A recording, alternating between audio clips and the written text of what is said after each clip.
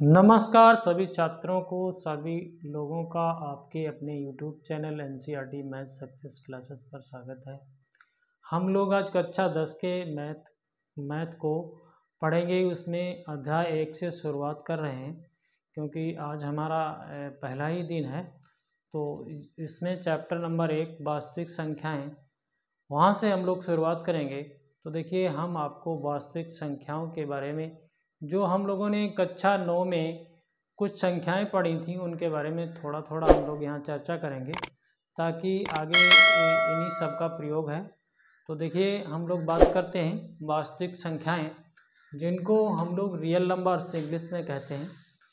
तो यहाँ पर कुछ संख्याएं और भी होती हैं। तो देखिए, सबसे पहले हम लोग नंबर 1 पर देखते हैं। देखिए, एक होती है प्राकृत संख्याएं। प्राकृत संख्याएं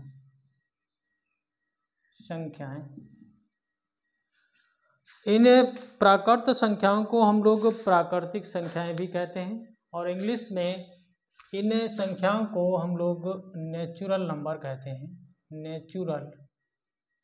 नेचुरल नंबर्स भी कहते हैं।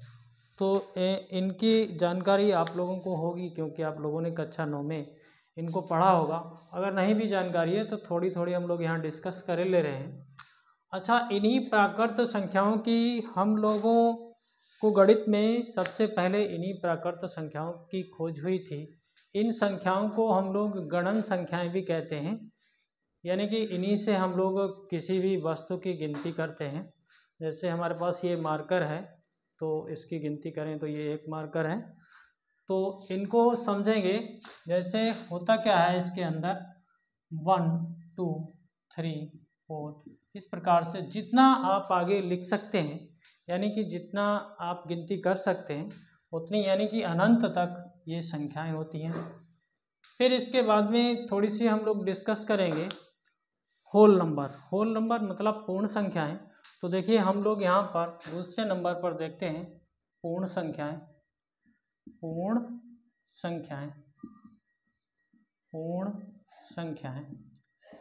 तो इंग्लिश में इन संख्याओं को हम लोग होल नंबर कहते हैं। होल नंबर कहेंगे, होल नंबर। और इन प्राकृत संख्याओं को हम लोग जनरली n से डिनोट करते हैं। किससे? n से, यानी कि यही n हम लोग ले लेते हैं। n का मतलब होता है प्राकृत संख्याओं का एक समुच्चय। तो n लिखा होगा तो हम लोग समझ लेंगे कि ये प्राकृत संख्याएं हम लोगों को बता रहा है। तो देखिए, होल नंबर, इसको हम लोग w से डिनोट करेंगे, w से। और होता क्या है, यही सब होता है इसमें भी, बट यहाँ पर 0 और शामिल कर लिया जाता है। इस प्रकार से आप आगे जितना भी आप लिख सकते हैं। तो ऐसी संख्याएं हमारी पूर्ण संख्याएं, क्योंकि यहाँ पर 0 की कमी रह गई थी, तो यहाँ पर हम लोगों ने यहाँ पर 0 भी शामिल कर लिया है। और इसी प्रकार से आगे देखा जाए तो पूर्णांक होते हैं। पूर्णांक यानी कि हम लोग इसको सेट ऑफ इंटीजर बोलेंगे। इंटीजर, तो देखिए इंटीजर्स,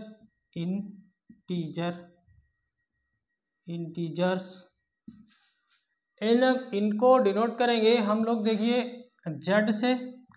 और होता क्या है, यहाँ पर पॉजिटिव निगेटिव दोनों पूर्णांकों को लिया जाता है।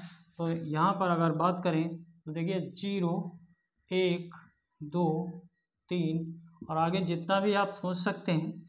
और इधर से -1 -2 -3, आगे इधर भी आप जा सकते हैं, निगेटिव कितना भी आप सोच सकते हैं। तो वो संख्याएं सभी हम लोग पूर्णांक कहेंगे। और देखिए, 0 भी हमारा पूर्णांक ही होता है। 0 भी हमारा पूर्णांक ही होता है। तो देखिए, ये पूर्णांक हो गया। इसको अगर हम लोग यहाँ पर z प्लस लिखें तो ये प्लस वाले सभी लिखे जाएंगे, और z निगेटिव लिखें तो निगेटिव वाले पूर्णांकों को लिख सकते हैं आप लोग।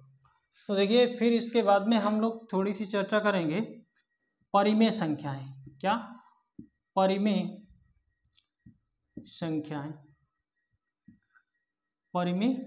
संख्याएं।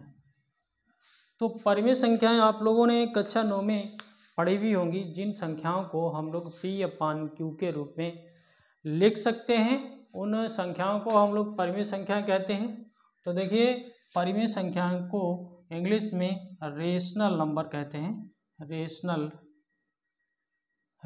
नंबर, ठीक है, रेशनल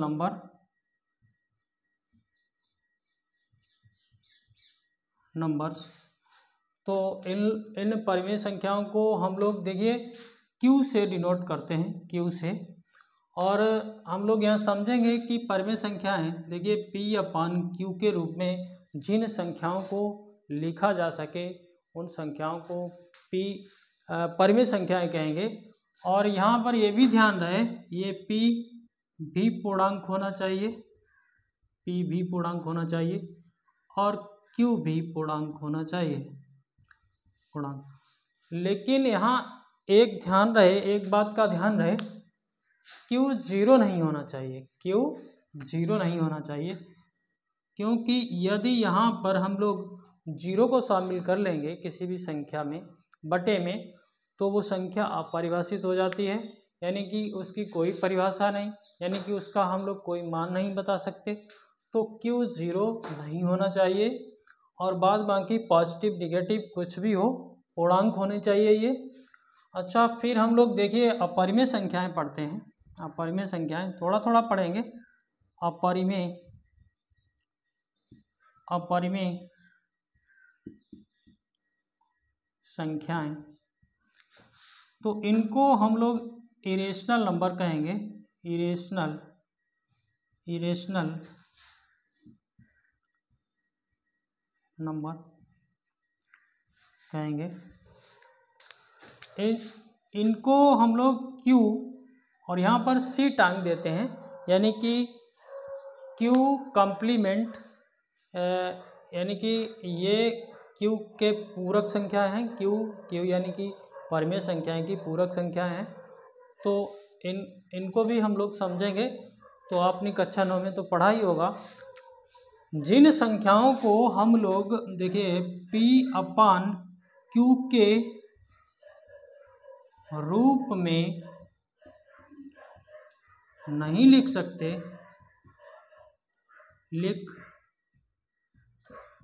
हैं, उन्हें हम लोग अपरिमेय संख्याएं कहेंगे। अब आप लोग सोच रहे होंगे कि इनको कैसे समझा जाए। जैसे उदाहरण के लिए अगर हम बात करें तो देखिए √2, √3, √5, या फिर ऐसे आप समझें कि उन अपरिमेय संख्याओं को आप लोग इस प्रकार से √P के रूप में रिप्रेजेंट करेंगे, जहाँ P एक अभाज्य संख्या है। तो ये हम लोगों ने उदाहरण पढ़े। अब आप सोच रहे होंगे कि √2 के बटे में 1 भी लिखा जा सकता है, यानी कि इस तरीके से P/Q के रूप में इसे लिखा जा सकता नहीं। √2 एक पूर्णांक संख्या नहीं है, यानी कि आप देखिए यहाँ पर √2 बटे 1 लिखते हैं, तो √2 एक पूर्णांक संख्या नहीं है, और 1 तो पूर्णांक है, तो इस प्रकार से ये परिभाषा फेल हो जाती है। तो इस प्रकार से हम लोग √2 बटे 1 को P/Q के रूप में परिमेय संख्या के रूप में नहीं लिख सकते, इसलिए हमारी √2 अपरिमेय संख्या है। √3, √5, ये पाई भी एक अपरिमेय संख्या होती है। देखिए पाई भी एक अपरिमेय संख्या होती है। अब आप लोग सोच रहे होंगे कि पाई का मान तो 22/7 होता है। पाई का मान कितना होता है? पाई का मान 22/7 होता है, लेकिन ये 22/7 नहीं होता है। पाई का मान लगभग में 22/7 के होता है। पाई ये लगभग होता है, लगभग होता है 22/7। तो इसलिए हम लोग कैलकुलेशन सरल हो जाए, इसलिए इसको पाई को 22/7 रख लेते हैं, लेकिन ये होता नहीं है 22/7 के बराबर, लगभग में होता है। तो देखिए, अच्छा हम लोगों ने यहाँ समझ लिया। अच्छा एक चीज़ और देखिए, किसी भी संख्या को 2 पॉइंट जैसे 1 0 0 1 0 0 ऐसे अगर कहीं पर भी ये ख़त्म ना हो, तो ऐसी संख्या को हम लोग अपरिमेय संख्या कहेंगे। और इसमें कोई भी संख्या जैसे हम लिखें 2.527 और संख्या यहाँ पर ख़त्म हो जाए, यानी कि भाग पूरा पूरा चला जाए, तो ऐसी संख्याओं को हम लोग परिमेय संख्याएं कहेंगे। और इस प्रकार से कहीं पर ख़त्म ना हो, ऐसी स्थिति बने, तो ऐसी संख्या को हम लोग अपरिमेय संख्याएं कहेंगे। तो आपने इतना देखा, तो देखिए इतना आप लोगों ने समझा होगा। तो अब हम लोग वास्तविक संख्याएं, जो हमारा टॉपिक चल रहा था, उसके बारे में डिस्कस करेंगे। तो देखिए वास्तविक संख्या, अच्छा इसमें बहुत सी संख्याएं और होती हैं, तो जैसे जैसे ज़रूरत पड़ेगी वैसे वैसे हम आप लोगों को समझाने का प्रयास करेंगे। देखिए यहाँ पर हमारा यहाँ पर विषम संख्याएं भी हैं और विषम पूर्णांक भी हैं। जैसे ये पूर्णांक है तो यहाँ पर विषम पूर्णांक भी हैं और सम पूर्णांक भी हैं, ठीक है। धनात्मक पूर्णांक भी हैं, ऋणात्मक पूर्णांक भी हैं। तो तमाम तरीके से यहीं से सब संख्याएं हैं। तो हमारा जो टॉपिक है वास्तविक संख्याएं, तो ये जो दो संख्याएं हम लोगों ने ये पढ़ी हैं, तो परिमेय और अपरिमेय संख्याओं के समुच्चय को ही वास्तविक संख्याएं कहेंगे, यानी कि वास्तविक संख्याओं का समुच्चय हम लोग कहेंगे। तो थोड़ी सी अगर परिभाषा लिखना चाहें तो हम लोग लिख सकते हैं। देखिए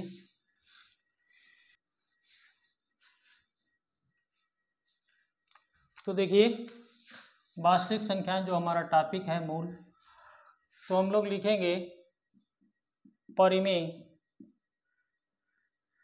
व अपरिमेय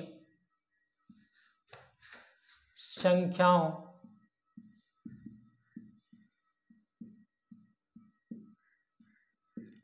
के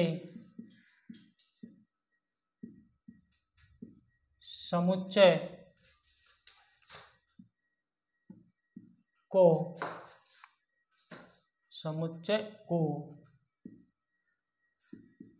वास्तविक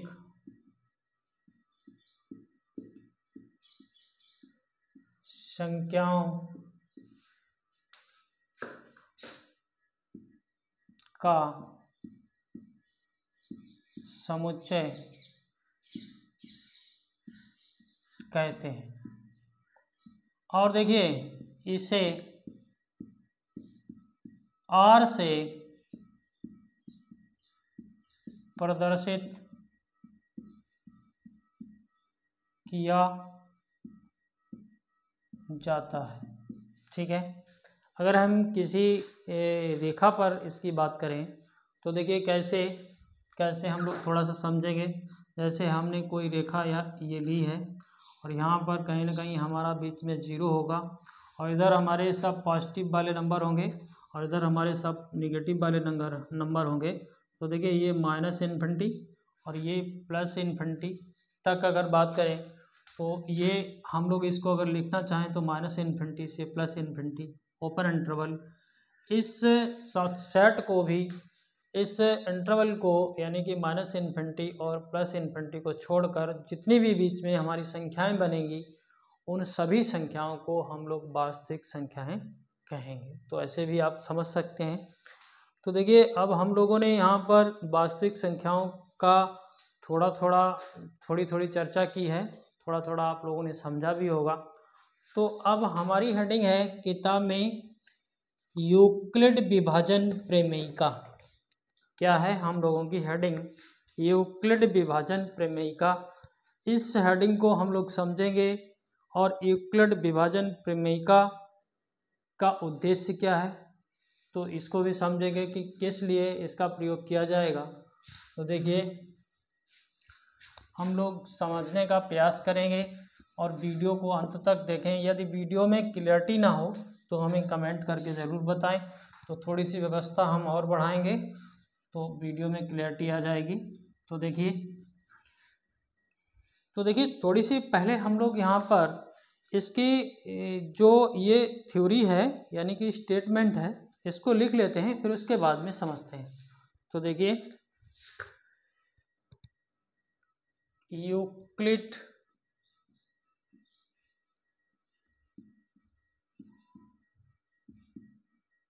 विभाजन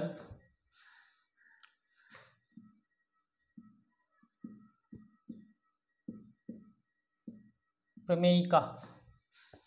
तो देखिए 2 धनात्मक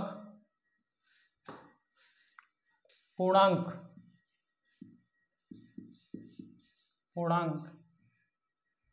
ए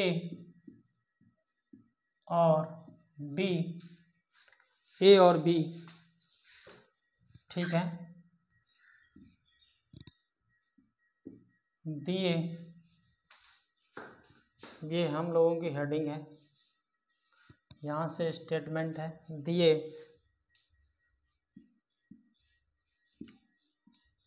रहने पर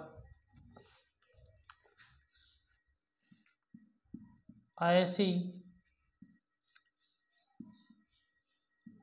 अद्वितीय पूर्ण संख्याएं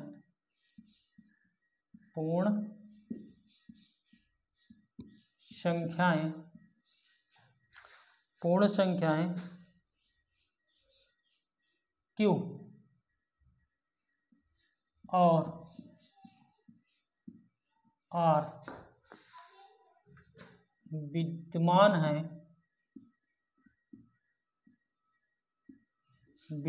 है कि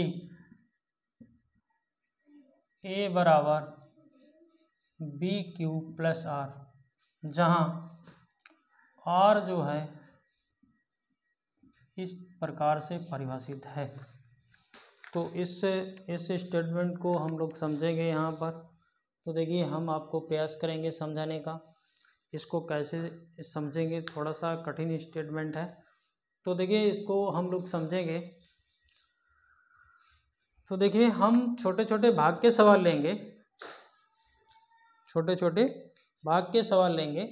तो वहाँ से आप लोग समझेंगे, ठीक है। जैसे हमने यहाँ पर एक सवाल लिया है, ये 7 लिखा है और ये 24 लिख लिया है, ठीक है। और एक दूसरा सवाल हमने ले लिया है, 5 यहाँ लिख लिया है और यहाँ पर हमने 16 लिख लिया। छोटे छोटे भाग हमने ले रहे हैं, जैसे हम लोग कक्षा 1-2 में किया करते थे। और एक हमने यहाँ पर ले लिया है 6, यहाँ पर 30 कर लिया है। और एक भाग हम लोग यहाँ पर ले लेते हैं 7, यहाँ पर 6। तो यहाँ से हम आप लोगों को समझाने का प्रयास करेंगे। तो देखिए ठीक है, हम इसका भाग लगाते हैं यहाँ पर। तो 7 तियाँ 21, बचा कितना 3, ठीक है। इतना हम लोगों ने यहाँ पर अगर भाग लगाएं तो 5 तियों 15, बचा कितना 1। यहाँ पर अगर भाग लगाएं तो देखिए 6 पंचे 30, बचा कितना 0, ठीक है। यहाँ पर भाग लगाएं तो ये तो 6 है इसके अंदर, इसमें कैसे भाग लगेगा? तो क्या करोगे, ऐसा तो कभी पढ़ा नहीं है। तो ठीक है, तो देखिए इसमें छोटा बड़ा यहाँ पर तो कुछ बताया नहीं गया है, ए और बी दिए रहने पर, ठीक है। तो देखिए हम लोग ऐसा भी तो कर सकते हैं, इसमें जीरो लें, अगर 7 × 0 करें तो देखिए यहाँ पर अगर हम 0 करें और यहाँ पर 0 करें तो देखिए शेष कितना बचा 6। हमारा भाग 0 बार गया और शेष हमारा कितना है। तो अब यहाँ से समझिए, इसको हम लोग इसको क्या कहते हैं।